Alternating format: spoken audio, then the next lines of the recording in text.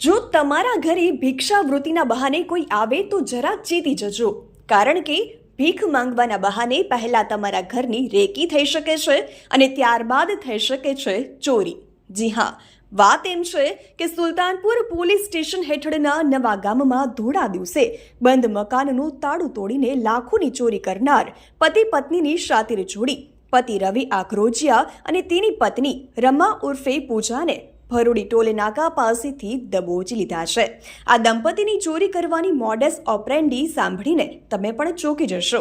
તેઓ દિવસના સમયે રિક્ષા લઈને નીકળતા, ભિક્ષાવૃત્તિના બહાને બંધ મકાનોની રેકી કરતા અને બપોરે સળિયા વડે તાળા તોડી ચોરીને અંજામ આપતા અને રોકડ સોના ચાંદીના ઘરેણાં સાફ કરી દેતા. પોલીસ તપાસમાં બહાર આવ્યું છે કે આ કોઈ સામાન્ય ચોર નથી.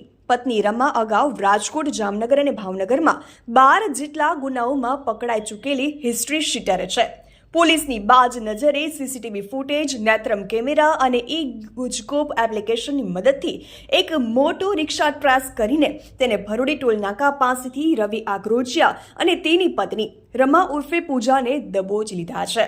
અને પોલીસે 50 ગ્રામ સોનું, 617 ગ્રામ ચાંદી, રોકડ અને ઓટો રિક્ષા મળીને કુલ ₹9,23,440નો મુદ્દામાલ કબજે કરીને જેલના સળિયા પાછળ ધકેલી દીધા છે.